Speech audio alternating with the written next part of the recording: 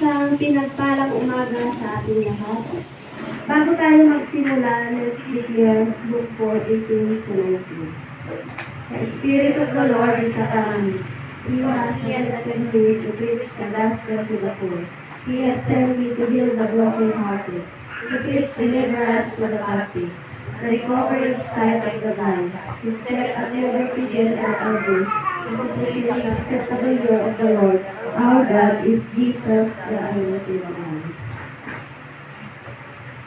Ang topic natin ngayon is becoming a God pleaser. Sa Tagalog, magiging kalugod-lugod sa Diyos. Sabi dito sa 2 Timoteo chapter 2 verse 3 and 4, sa verse 3, makibahagi ka sa hirap tulad ng isang mabuting kawal ni Kristo Jesus. Sa verse 4, ang isang kawal ay hindi nagiging abala sa mga bagay na walang kaugnayan sa pagiging kawal. Sa halip, sinisikap niyang nabigyan ng kasiyahan ng kanyang pinuno. Tayo bilang mga Kristiyano, tayo ay nagsisilbing kawal ng ating Panginoong Jesus. Dahil mula nung tinanggap natin siya, tayo ay good servant ng ating Panginoon, kaya marapat lamang na ang isipin natin ay yung mga bagay na nakalulugod sa ating Panginoong Jesucristo. May mga bagay na dapat natin gawin upang kalugod-lugod tayo sa mata ng ating Panginoon. Ang una, live by faith. Mamuhay ng may pananampalataya. Kasi napaka-importante sa atin ang pananampalataya. Bilang Kristiyano, yan ang number one na meron dapat tayo, yung pananampalataya natin sa Panginoon, yung pagiging prayerful natin. Lagi naman natin narinig dito sa church yung faith. Kasi minsan, kahit tayo ay matagal ng Kristiyano, minsan, nakukumpromisa yung faith natin kasi minsan, nagkakaroon pa rin tayo ng alinlangan. Kahit sabihin mong matatag ka na, pag nakaranas ka ng mga bagay na hindi mo i-expect sa buhay mo, natatakpan minsan yung mga naggawa na sa'yo ni Lord, nakakalimutan mo dahil sa mga bagay na dumaraan sa buhay ng isang tao. Kaya dapat mamuhay tayo ng may pananampalataya. Sabi nga niya sa 2 Corinthians 5:7, live by faith, not by sight. Kasi importante sa atin ang faith sa ating buhay bilang Kristiyano. Panghawakan natin yun upang tayo ay tumatag sa ating pagiging Kristiyano. Dahil minsan, sa mga bagay na nararanasin natin sa ating mga buhay, nagkakaroon na tayo ng doubt sa sarili natin. Minsan, sa sarili nating kakayahan, minsan nagdududa pa rin tayo. Nagtatanong pa rin tayong marapat bang magpatuloy tayong naglilingkod sa ating Panginoon. Lalo na pag may mga bagay na may mga naririnig kang against sa ginagawa mo. Minsan, nagdududa ka na kung dapat mo pa bang ituloy yung ginagawa mong paglilingkod sa ating Panginoong Jesucristo. Pero, napakapalad natin dahil naririto pa rin tayo magpapatuloy upang maging kalugod-lugod sa paningin ng ating Panginoong Jesus. Dahil sabi niya nga sa Luke chapter 7 verse 23, pinagpala ang hindi nag-aalinlangan sa atin. Kung hindi tayo nag-aalinlangan sa ating Diyos, lahat ng mga pagpapalay ibinibigay niya sa atin. Dahil alam niya sa puso natin, siya ang inuuna natin. Kaya magpatuloy lamang tayo na mamuhay ng may pananampalataya. Dahil ang faith, yun ang simula para tayo ay lumago spiritually. Di ba sabi nga ni Sis Jennifer Prince na dapat lumago tayo spiritually.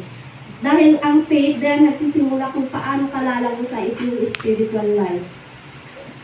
Kung yung faith mo is may pagdududa pa rin, paano ka lalago? Paano ka magkakaroon ng paglago kung mismo sa sarili mo ay nagdududa ka sa kaya mong gawin sa buhay mo? Minsan may pananaw tayo sa buhay na, di bali, sa linggo makikinig naman ako ng salita ng Diyos. Minsan, sa atin, kulang pa rin yung nakikinig lang tayo. Kasi minsan, dapat tuklasin din natin maigi si Lord. Tayo mismo sa sarili natin. Hanapin natin siya. Kilalanin natin siya ng lubusan. Kasi, sabihin mo, tuwing linggo, nakikinig ka, pero Andiyan pa rin yung katatamaran mo magbasa ng Bible kasi yun ang lagi natin narinig, magbasa ng Bible, pakikinig. Dahil dyan lumalago ang ating spiritual life. Kahit sabihin mo may pananampalataya ka, pero kulang pa rin yung tinfeed mo sa soul mo. Kulang pa rin yung, minsan nararanasan mo, di ba, yung kahit umatin ka ng church, parang sa pagkain mo yun, parang kulang, hindi ka nabusog sa kinain mo. Ganon din dapat sa spiritual life natin. Tayo na mismo sa sarili natin ang pag-feed sa soul natin, hindi yung inaantay na lang natin yung iaahain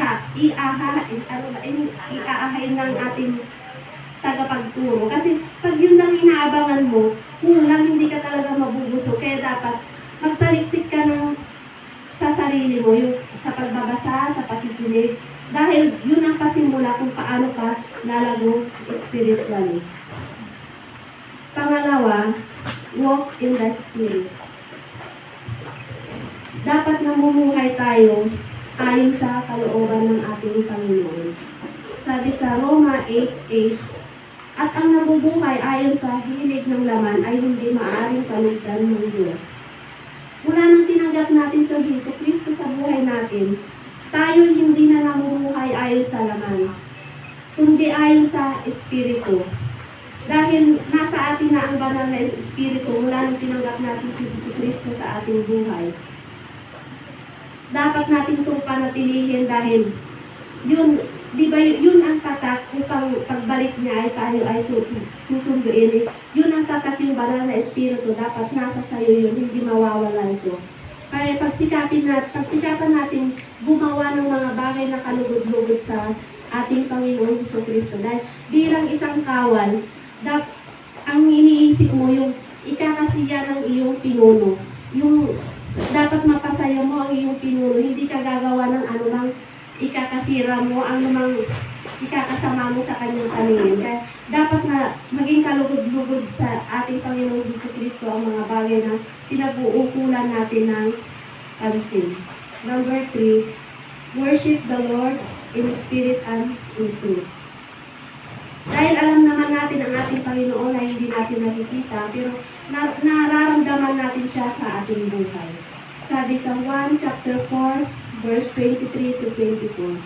Subalit dumarating na ang panahon, at ngayon na nga, na ang mga tunay na sumasamba sa Ama ay sasamba sa Kanya ng Espiritu at sa katotohanan, sapagkat ganyan ang uri ng pagsambang nais ng Ama. Verse 24, ang Diyos ay Espiritu at ang mga sumasamba Kanya ay siyang sambahin sa Espiritu at sa katotohanan. Dahil ang ating Panginoon, kagaya sinabi kanina, hindi natin siya nakikita, pero nararamdaman natin siya sa ating buhay bilang Kristiyano. Kung iisipin mo, bakit kailangan natin ng araw-araw na sasaliksik sa ating Panginoon, dapat na tayo ay mag-aral ng Kanyang mga banal na salita. Dahil yun ang nais niyang gawin nating pagsamba sa Kanya. Yun ang ninanais niya na gawin natin bilang Kristiyano. Yung isip natin siya, yung hindi tayo, gagawa tayo ng mga bagay na kalugod-lugod sa mata ng ating Panginoon. Tayo bilang mga kawal ng ating Panginoon, dapat manatili tayo sa ating mga tungkulin sa ating buhay. Hindi tayo nagkakaroon ng maling pag-iisip. Dapat ang iniisip natin yung bagay na ikalulugod ng ating Panginoong Jesucristo. Sabi sa Roma 12 verse 1 and 2. Sa verse 1, kaya nga mga kapatid, alang-alang sa masaganang habag ng Diyos sa atin, ako'y nakikiusap sa inyo, ialay ninyo ang inyong sarili bilang isang handog na buhay, banal at kalugod-lugod sa Diyos. Ito ang karapat-dapat na pagsamba ninyo sa Diyos. Sa verse 2, huwag kayong makiayon sa takbo ng mundo ito, sa halip, hayaan ninyong baguhin ng Diyos ang inyong pag-iisip upang maunawaan ninyo ang Kanyang kalooban. Sa gayon, magagawa ninyo kung ano ang mabuti, kalugod-lugod at ganap na kalooban ng Diyos. Dahil tayo ay sumasamba sa Diyos by Spirit and by truth, magpasakot tayo sa ating Panginoong Jesucristo. Yung kalooban niya ang dapat na sundin natin. Dapat lagi nating tandaan ang mga bagay na ikalulugod ng ating Panginoong Jesucristo. Dapat mamuhay tayo ng may pananampalataya. Dapat sumusunod tayo sa kanyang mga alituntunin. Dapat tandaan natin yung mga bagay na nais ng ating Panginoon. Yung tatlong bagay na nakalulugod sa ating Panginoon. Una, live by faith, walk in the Spirit, worship the Lord in spirit and in truth. Sa pag-worship natin sa Panginoon, may lugar kung saan dapat kalugdan ang Diyos. Una, the way we think. Ang paraan kung paano tayo mag-isip. Paano na ba tayo mag-isip ngayon bilang isang Kristiyano? Ano ba ang pananaw natin sa ating buhay? Iniisip mo pa ba na kailangan mong mag-church dahil tinanggap mo na si Kristo Jesus, o kailangan mo dahil bilang Kristiyano ay kailangan mong mag-umatin sa church tuwing linggo? Yun ba ang pananaw pa rin natin sa ating buhay? O kailangan mo attend sa church dahil sa mga blessings na napapala mo? Minsan tinanong na tayo ni Pastor kung ano bang purpose natin kung bakit pabalik-balik tayo sa pag-attend dito sa church. Pero sarili lang natin ang makakasagot kung ano ang purpose natin kung bakit tayo ay laging nandito tayo sa church. At hindi tayo napapagod na makinig ng banal na salita ng ating Panginoon. Tayo bumabalik dito sa church, tayo ay dahil nais natin na makilala natin ang Panginoon, nais nating lumago sa ating buhay Kristiyano, nais nating lumago ang ating spiritual life, kaya tayo umaatin dito sa church. Kaya isipin na lang natin yung mga panlangit na bagay, hindi yung panlupa. Dahil bilang Kristiyano, dapat ang iniisip na lang natin palagi yung panlangit, hindi na yung panlupa. Dahil kinalimutan na natin yung dating tayo. Ganyan dapat ang pag-iisip na mayroon tayo bilang isang Kristiyano. Pangalawa, the way we speak. Ang paraan ng ating pananalita. Dito sa 1 Pedro chapter 3, verse 11 and 12, sa verse 11, ang masama iwasan na at ang gawin ay ang tama. At ang laging pagsikapan ay buhay na mapayapa. Sa verse 12, ang mga mata ng Panginoon sa matuwid na katuon. Ang kanilang panalangin ay kanyang pinakikinggan, ngunit ang masama ay kanyang sinasalungat. Kaya sa ating buhay Kristiyano, namumuhay tayong mapayapa dahil nasa atin na ang ating Panginoong Jesucristo. Napakalinaw dito, sabi niya, ang kanilang panalangin ay kanyang pinakikinggan. Dahil tayo, kahit sa inyong mga sarili, bilang lingkod ng Diyos, mararanasin natin yung pagpapalang nagmumula sa ating Panginoon. Nakakaranas tayo ng answered prayer lagi. Kasi tayo ay matapat na lingkod ng ating Panginoon. Ang ninanais natin ay yung magkaroon ng kalugod-lugod sa mata ng ating Panginoon. Ang iniisip natin ay makalangit na gawa. Iniiwasan na natin yung mga makalupang gawa. Kaya magpatuloy sa paglilingkod sa ating Panginoon. Lagi nating ingatan ang mga bawat salitang lumalabas sa ating bibig, kung ito ay nakakalugod sa ating Panginoon. Kasi kahit natanggap na natin si Kristo, minsan nagkakamali pa rin tayo yung dating mga gawa natin, yung mga nagtitiay tayo. Nababanggit pa rin natin yung kahit sabihin natin matatag na tayo bilang Kristiyano. Kasi instinct na natin tao yung minsan nakakalimutan. Pero mapalad pa rin tayo dahil nandiyan ang Holy Spirit na nagpupunti sa atin. Nagpapaalala tayo kung may mga bagay man na nais natin sabihin sa kapwa natin. Naiisip na muna natin na nakakasama ng kalooban. Kaya napukontrol na natin ang ating mga sarili. Sabi dito sa Bilang chapter 14, verse 20. Sabihin ninyo sa kanila na ito ang pinapasabi ko. Habang buhay, akong si Yahweh, gagawin ko sa inyo ang narinig kong gusto ninyong mangyari. Kaya dapat yung mga sinasabi natin, nagdideclare tayo yung mga blessing, hindi yung nagdideclare tayo, nag-first tayo sa kapwa natin. Kasi sinabi nga niya dito, di ba, ginagawa ko ang, gagawin ko ang narinig ko gusto ninyong mangyari. Kaya dapat blessing ang i-declare natin, hindi yung nag-curse tayo sa kapwa natin. Kasi hindi nakakalugod sa mata ng Lord na kahit na sabihin mo, nabigla ka lang, yung nag-curse ka sa kapwa mo, hindi yung nakakalugod sa ating Panginoon. Kaya ang mga dapat lumalabas sa bibig natin is yung nakakalugod sa ating Panginoon. Dahil lahat ng naririnig niya, gagawin daw niya. Kaya mag-declare na lang tayo ng blessing, hindi lang sa sarili natin, kahit sa kagalit natin, kasi doon nalulugod ang ating Panginoong Jesucristo. At number 3, the way we act. Ano ba ang paraan ng ating pagkilos? Kahit sa buhay natin, makikita kahit hindi natin sabihin na hindi mo ipagsigawan na isa kang Kristiyano, nalalaman ng tao dahil sa ating pagkilos.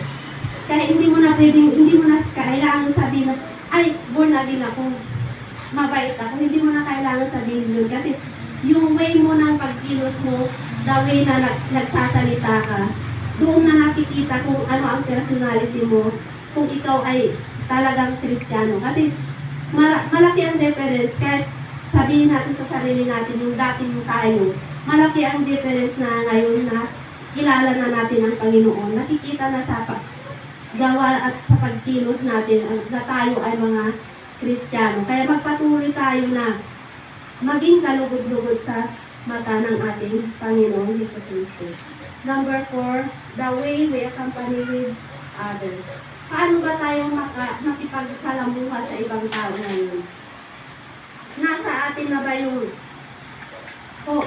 fruit of the Holy Spirit? O bilang ka sa 9 fruit of the Holy Spirit, ilan na kaya ang meron tayo sa buhay natin? Dahil nais ng Lord na tayo ay mamunga, magkaroon ng masaganang bunga sa takdang panahon. Dahil nais niya na nasa atin yung fruit of the Holy Spirit. Dahil bilang mga Kristiyano, dapat taglayin na natin ang mga 9 fruits of the Holy Spirit. Unang-una na din yung pag-ibig. Dahil napaka-importante yan. Dahil ang pag-ibig, kung may pag-ibig sa puso mo, kaya mong makisapagsalamuha kahit anong klaseng tao, dahil kaya mo itong mag-adjust, marunong kang makisama.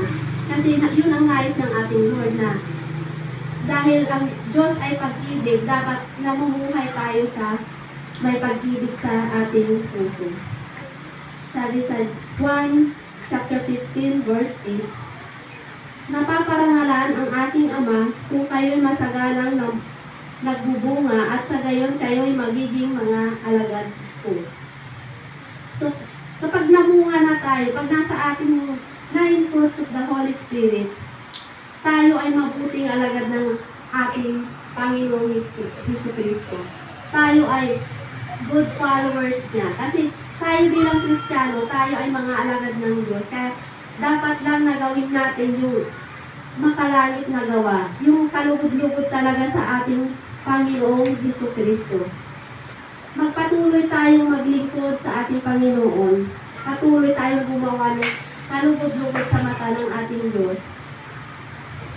Kasi nais ng Lord na mamunga tayo. Hindi lamang yung umaatin-atin ka na lang dito sa church lagi, pero hindi nakikita sa iyo yung bunga ng iyong pagiging Kristiyano. Kung tayo masaganang namumunga, tayo ay mabuting alagad ng ating Diyos. Dahil ang mabuting kawan ng Diyos ay sinisikap na mabigyan ng kasiyahan ang kanyang pinuno. Kalugod-lugod ang dapat natin laging iniisip na gawin natin sa ating buhay.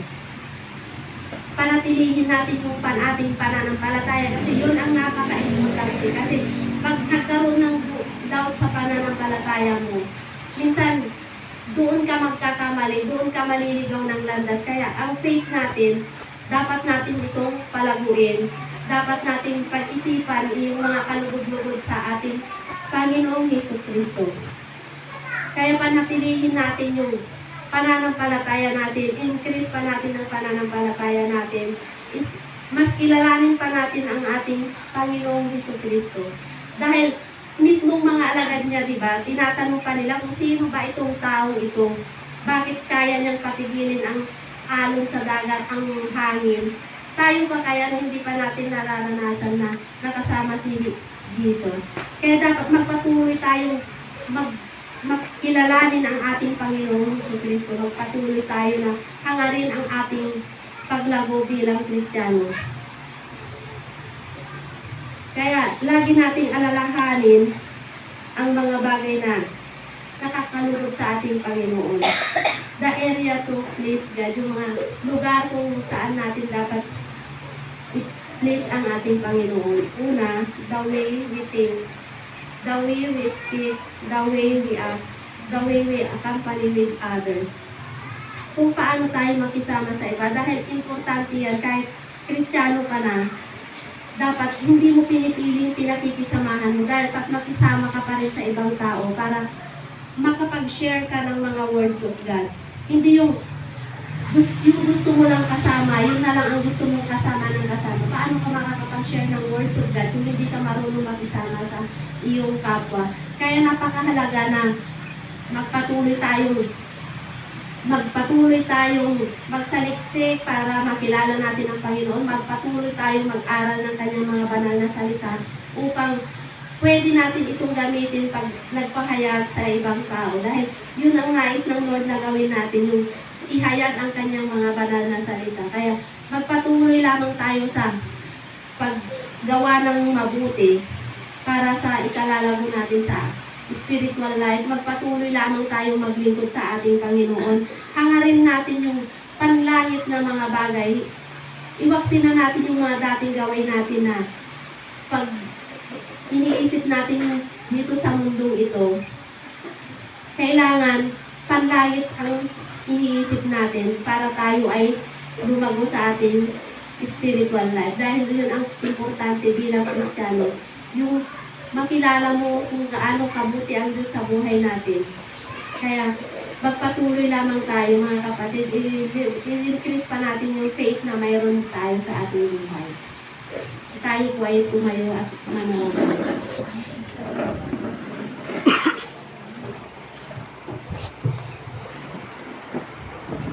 Lord, maraming salamat po Panginoon sa ibinigay mong opportunity, Lord God, upang kami ay makinig ng iyong mga kanalang salita.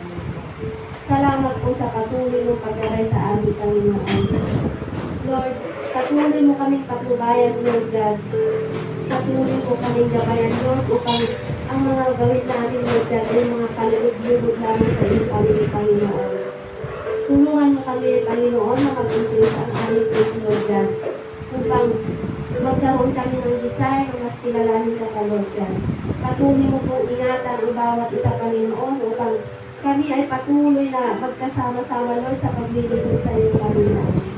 Maraming salamat po, Lord God. Patuloy mo kami bigyan ng malakas at malusog na pangatawan, Lord God, upang kami ay patuloy na maglingkod sa iyo. Huwag mo kaming hayaan na lumihis sa aming landas, Panginoon. Ikaw po ang siyang bahalang magpatnubay sa aming Panginoon. Maraming salamat po, Lord God. Sa iyo lamang po ang pinakamataas ng papuri pagsamba po ay salamat. Sa pangalan ni Jesus. Amen.